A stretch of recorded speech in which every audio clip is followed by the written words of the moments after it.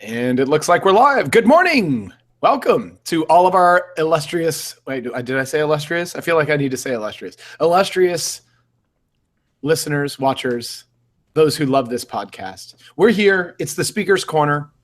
I am under the shadow of the Gold Dome in lovely downtown Atlanta, Georgia. And let me introduce my other co-host, Tom Holm from New York City. Good morning. Yeah, next to last weekend. Next to last weekend. Bum, bum, bum. We probably won't be able to get you in New York next time. No. We may have to move this entire thing from a morning show East Coast time to a morning show West Coast time. It's weighted toward us now. Yeah, that is true. It is weighted towards the left coast. All right.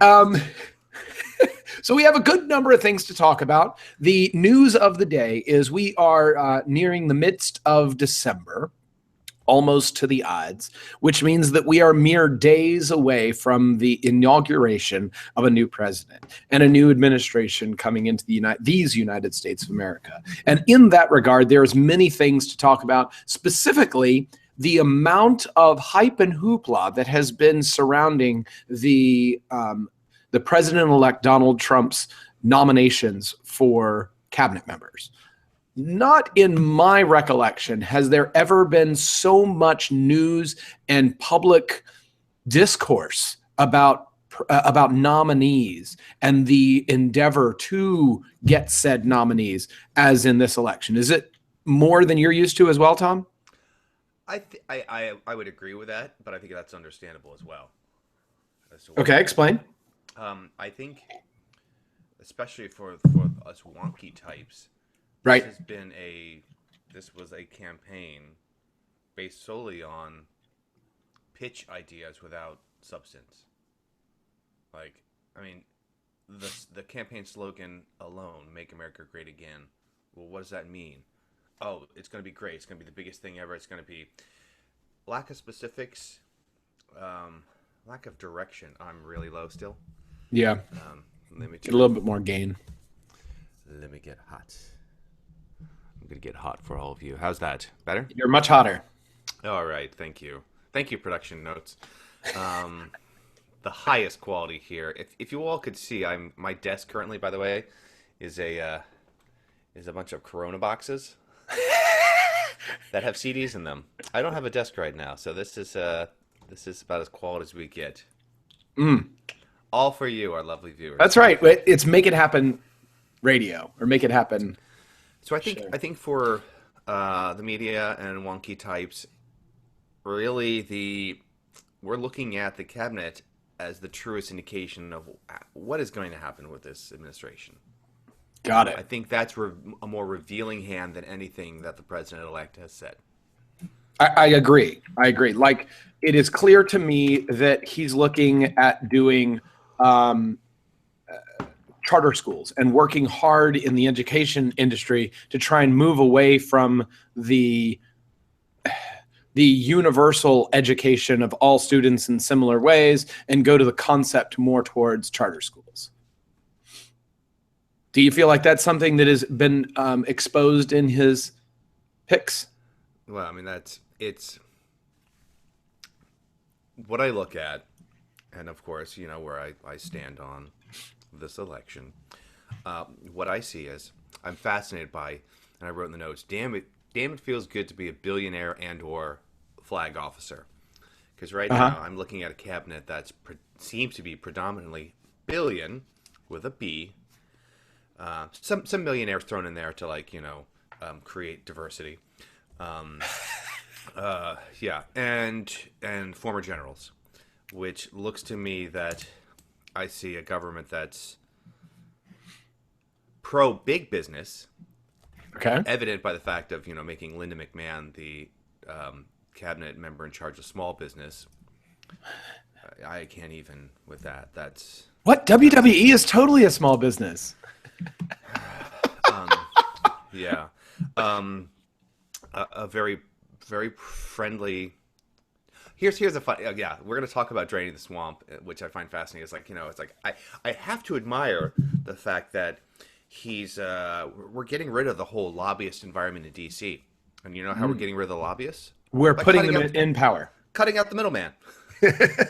Imagine all the jobs will be created by the money that these business owners The efficiency that can be happen. They don't have to pay for lobbyists because they're actually running the department now themselves. Right. It's genius. Why don't you make? I honestly am surprised that the president of Lockheed Martin, wasn't made the Secretary of Defense, because that just makes so much sense.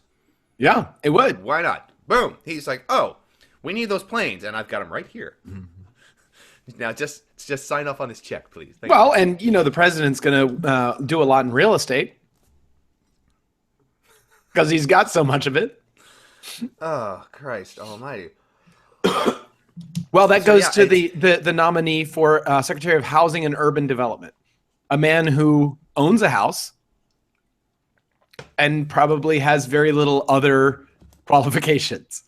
Yeah, and I'm a little bit annoyed because I've had some of the backlash against this, which from some of my peers, which has taken on the tone of some weird comment of like, oh well, oh, you're saying that because he grew up in public housing, he knows. Isn't that itself kind of a racist statement? No, I think what we're looking at that was he has the desire of rewarding his loyalty. Wait, should we pause and say who it is? To those who aren't aware, Dr. Ben Carson, former presidential candidate, and someone who had my support at some point during the race. That's right. That's right. But you were also a fan of the pizza guy, weren't you? Back in the pizza guy. Who was the pizza guy? The 999, Godfather's pizza guy. No. No. Oh, the 999. Oh yeah. I was a fan of the Godfather's pizza guy. I thought you were talking Papa John's. No one's a fan of Papa John's. Yeah. Herman. This show brought to you by Pizza John. Pizza John. No. Herman Cain. I have currently lost all support for him. Oh, okay. Yeah, he's a local radio host now here in Atlanta. Oh. And all of what he's saying now is it has gone and pandered to his audience. And he just doesn't seem principled to me in any way anymore. And after I met someone who was in his campaign, they basically said about halfway through his campaign, whenever it got serious, the big boys showed up in the room and started to have meetings with him going, we can give you all of this support with all of this money and all of this influence, but we're going to need you to make this edit and this edit and this edit to your platform. And he acquiesced. And it pretty much at that point is whenever I lost my support for Herman Cain. Herman Cain. That's Herman Cain. Deep in the noodles. Shucky Ducky. Oh my God. That's even Shucky Ducky. So yes, I think it was a indication, rather, if anything, it was I need to reward loyalty, right? And what's the least potentially in his view? I say his President Trump and his transition team. What's a post that I can put him in that does the least damage or has the least interest to me? Really? I think so. Wow. Yeah, I don't. I honestly don't. I think that's an appointment that's going to. Yeah. So you're saying he's appointed as a lame duck. He's intended to be doing nothing. It serves a couple of purposes. I also think it's a little bit of look at what my hand over here is doing, and everyone gets talked about. It's like, oh, Ben Carson. What does he know about homes? What does he? Ben Carson. Meanwhile, Betsy Voss comes in on education. I start to do this other stuff that's much more important to be, I think, talking about. Andrew Putzer. He's the guy from Hardee's / Carl's Jr., named as the Secretary of Labor. Yeah, who does not believe in believe in the minimum wage and. Well, but he has more direct experience with the minimum wage and what it does to workers' lives than most. Because a significant portion of his working populace in the company that he ran worked at or because of the minimum wage. Their wages were directly influenced by the minimum wage. And I feel like our society has had too many people determining minimum wage based on influences of union wages, which are also based on minimum wage, and not as much based on the individuals who actually make minimum wage. Explain. You created a complex sentence that I need you to break apart. Sure. So to me, and from what I understand of labor and wages and all these kinds of things, there's two major groups that are influenced by a change in minimum wage, whether it goes up or whether it goes down, right? Mm-hmm. There are those who actually work at or near the minimum wage, right? Mm-hmm. Those workers who are directly at the minimum wage or 50 cents or $1 above minimum wage. And that's kind of how much their value is to society, is whether or not they're a little bit above minimum wage and they're very close to, and their wages are they're better than a full minimum wage worker, but they're not much better. So they have some lift above said minimum wage. So if the minimum wage is $5.25, they're making $6.50, and that's what it is. But then if the minimum wage goes up to $7.25, their wage has to go up, right? And then it goes up, well, $7.25, now we can only really pay you $8 an hour. So your discrepancy to minimum wage has actually moved down. So your effective buying power has changed. Those people, right, which is heavily influenced in those in the fast food industry, those people in low to medium skilled workers, not even medium skilled, really low skilled workers, right? And high turnover types of environments. And then the other group that is heavily influenced, from my understanding, is union wages. There is a number of union contracts for very large employers that are tied to the minimum wage, that are basically set, that was their inflation adjustment, was to say our wages will be 4 times the minimum wage or better, and that they will never drop below 4 times the minimum wage. And if the minimum wage right now is $7.25, then the lowest that they can pay for somebody is what, $30 an hour? And then they say, oh, well, if the minimum wage, which some people are saying needs to move to $15 an hour, if it moves to $15 an hour, now all of a sudden 4 times that makes a huge multiplier and takes a lot of other dollars and moves them around, takes it to a lot of other people that make a whole lot more money, right? Then that union contract becomes very valuable. Whereas the going wage, if there is no union contract, probably is near $30 an hour right now. But then all of a sudden those union contracts would be worth $60 an hour and not just $30 an hour. And that's a huge bump. And my argument is that those who have been influencing the discussion for the last 25, 30 years, those who've had the power and influence to make those inputs, are typically those with the union money, and not those with the McDonald's worker in mind. This ignores the long-term trend. What you're talking about is ignoring the long-term trend, which makes me concerned about, again, with the nature of the cabinet postings, that those who at the highest level of the companies have been accelerating ahead of the people at the bottom of the very organizations they run. Oh, so you're saying wages, they're accelerating their wages and not accelerating those at the bottom. Like rocketed, and that's fine, but God forbid we discuss lifting up those people at the bottom, because that's going to, it's like, it seems very disingenuous and bullshit, because the nature has been, that's okay, but no for the plebeian masses. And here's my argument there, is that the CEO, his salary is not legally binding. There's not effectively a man with a gun who forces someone to pay him X, Y, or Z, right? And if you have a minimum wage, effectively you are forcing a company, proverbially, by the end of a gun, to make a wage for another person what they say it is, not what the market will bear. And the solution is to have people not work for $3 an hour or whatever the hell it is that somebody is offering, and to drive up wages by having a robust economy where people can earn more by switching jobs, and then they will inherently increase the wages that they pay to the lowest. Yeah, well, we screwed the pooch that with our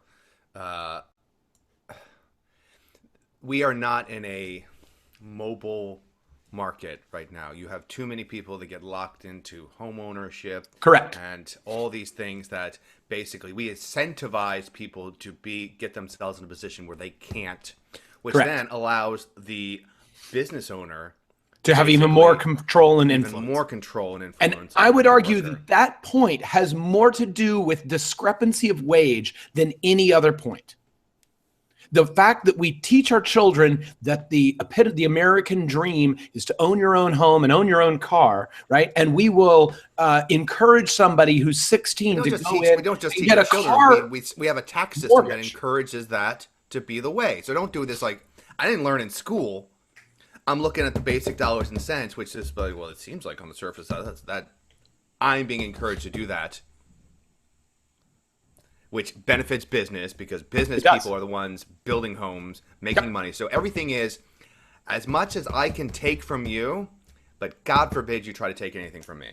Well, but it's as much as the low man can borrow is how much he should spend. And that concept, both societally and who's setting the terms for what you can borrow and on what terms? The businessman, because he's gonna make more money if you borrow more. Right. And then you're going to get penalized and punished. And I totally agree that that's a problem in our society. It's totally a problem in our society. But it's not only governmental, but it's also in our societal structure.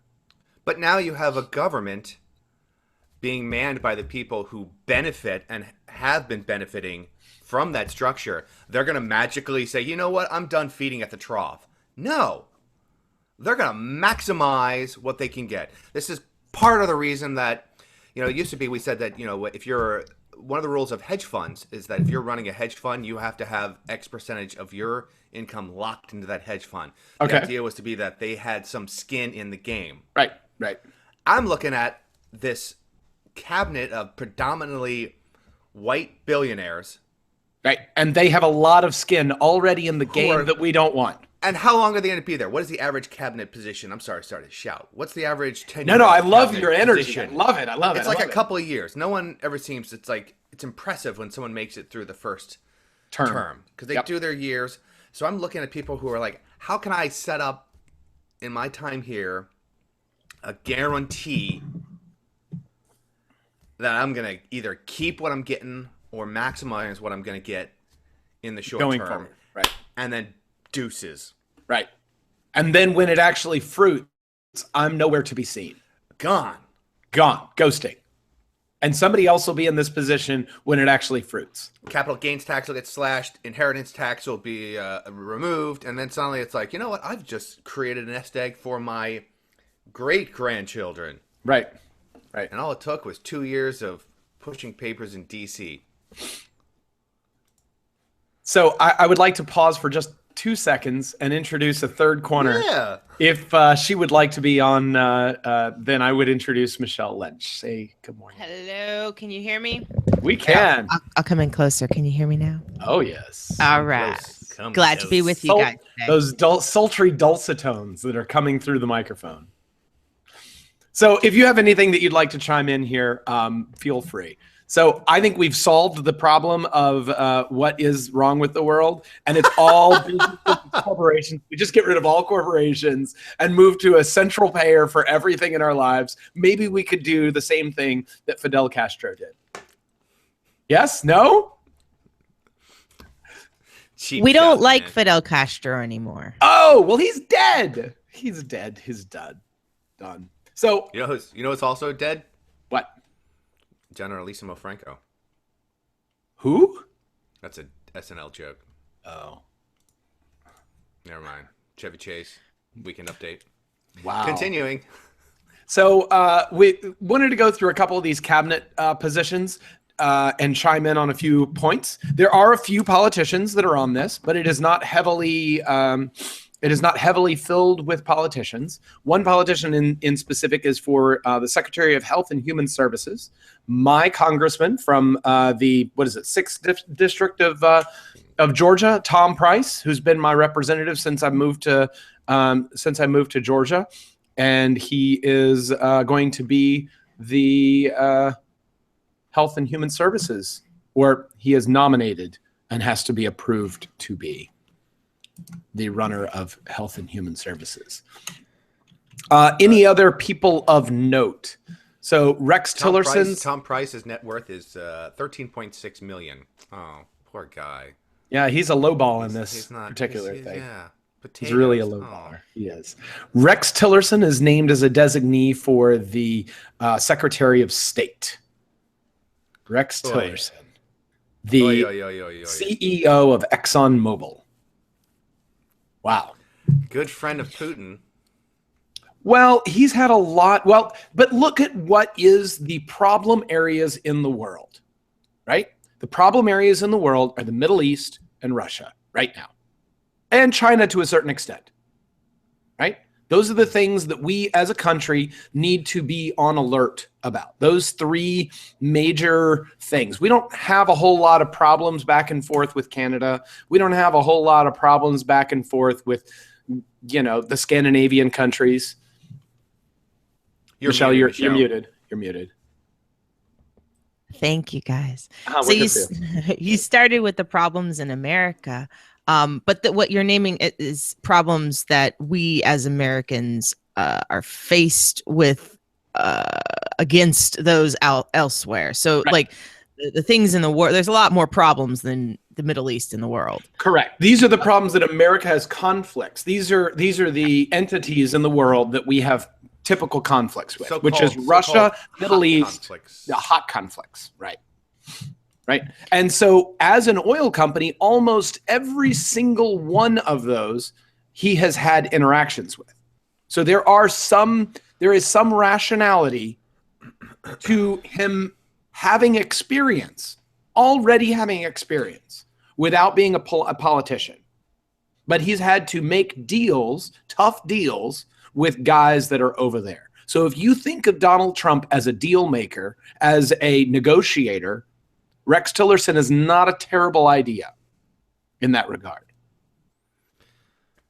If I remove all ethical bones from my body and from my mind, and I divorce myself from a purely profit-driven view of the world, then yes, if I treat government and U.S. relations solely as a business process, then so if you are Donald Trump, then yes.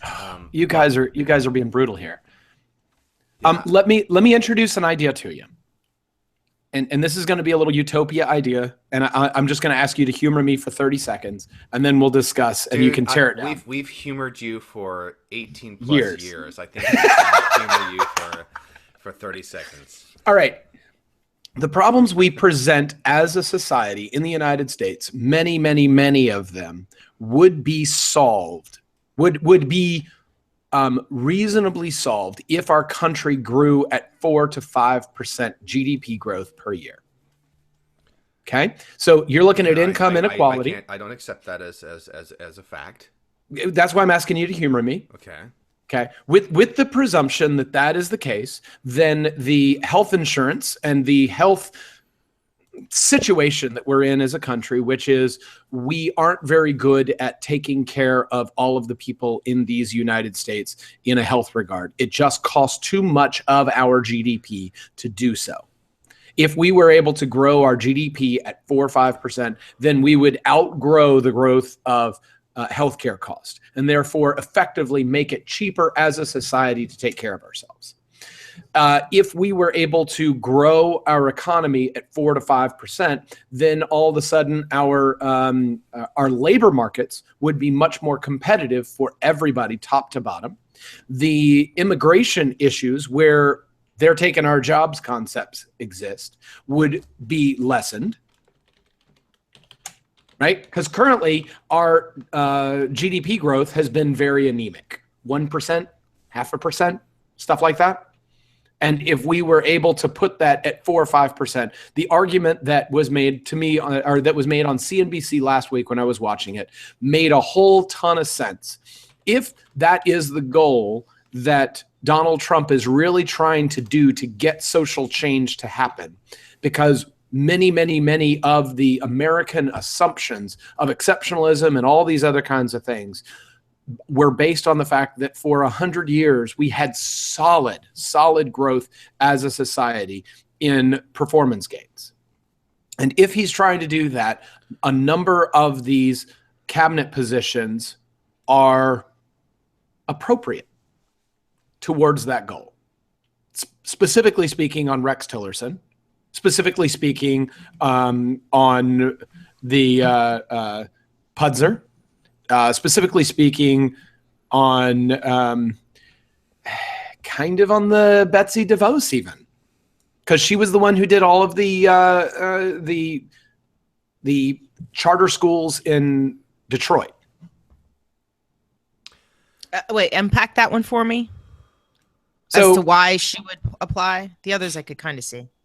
So if you move our concept of education from you do your time and you get your pay increases to a charter school where they're trying a bunch of new and weird things, in many municipalities across the country, the largest single employer is the education system.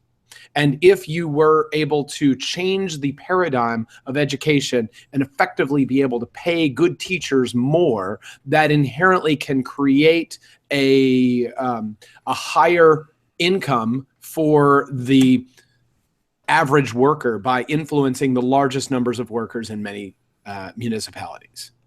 Can I just go on the record? We also entertained, we humored you for a minute. Much more than 30 seconds. Yeah, it's true. So which means we don't have to humor you for the next 6 months. Is that right, Michelle? We did our time. We did our time. I got a few things I want to point out. First off,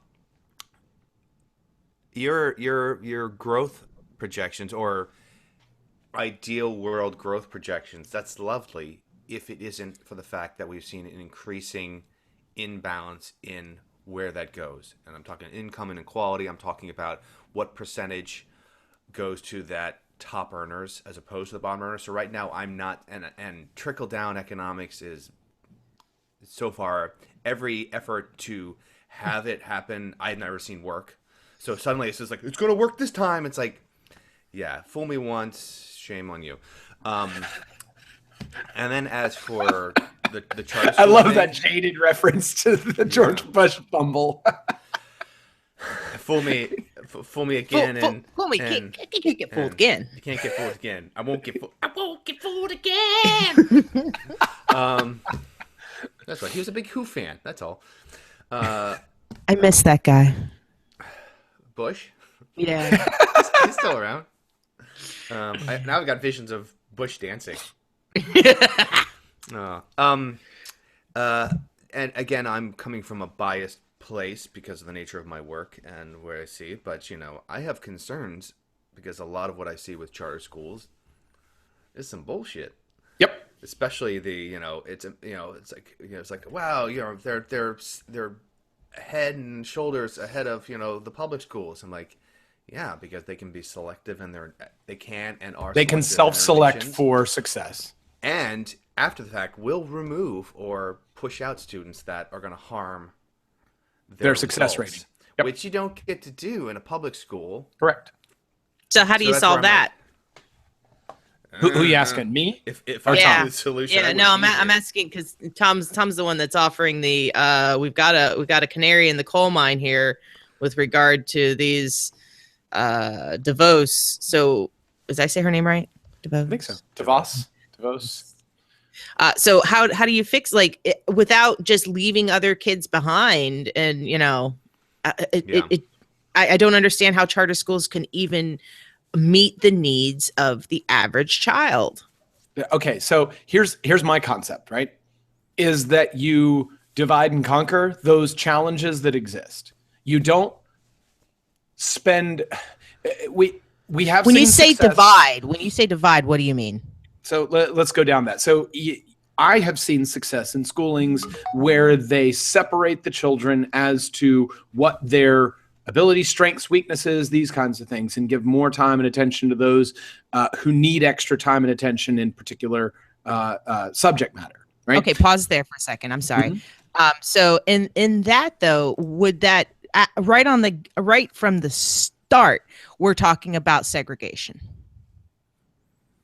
Because sadly, yes. Sadly, yes, right. And we know that desegregation helps and segregation does not. We have evidence, we have research to show that. So why would we go back? That's segregation and desegregation based on racial and or socioeconomic lines, right? But there's not evidence that it on a achievement based concept. Yes, there is. That she's there right. is. Is there? Mhm. Okay, then I will yield. Then my concept is wrong. I don't know what it is, but to me, the hamstrung, right, is that everybody has to be in the same class, and those kids that whenever I was in school, I was frustrated at how slow school went, so I divested my interest from my own experience. And the only times that I really enjoyed school and looked forward to it was when I had a teacher who would hang out after school or class to do things that were above and beyond. When I was sitting with my physics teacher that would explain to me the paradigms of the space-time continuum, because he couldn't do it in class because it wasn't part of the curriculum. So he would sit there after school with these other kids that were in and cared about that shit. And he would explain the space-time continuum and how it would fold and all these kinds of crazy things, right? And that to me was the only time I enjoyed school, whenever I had teachers that would go outside of their job, role, or responsibility to explain things that were more awesome to me. We love you teachers that do that. I agree wholeheartedly. And I want to encourage a place where that can be the thing. And a centrally managed, centrally concepted education system with a similar education for all students ends up not giving you that freedom in general. Yeah, but we don't have that system.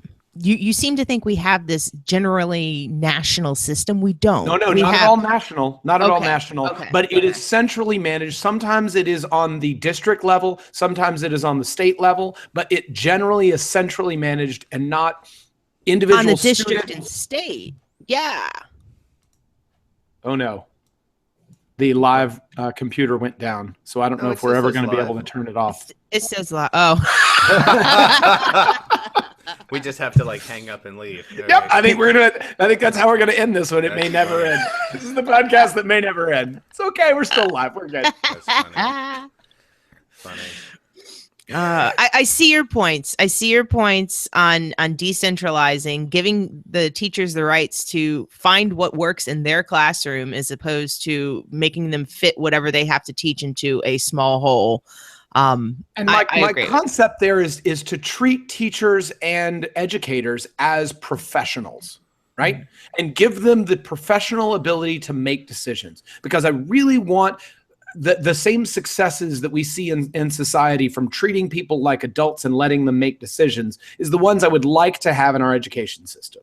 And from what I hear from my sister in the state schools of Texas, that doesn't exist. They aren't treated like professionals. They are treated like factory workers, where they are given a list of tasks and a list of, when this happens, you do this. When this happens, you do this.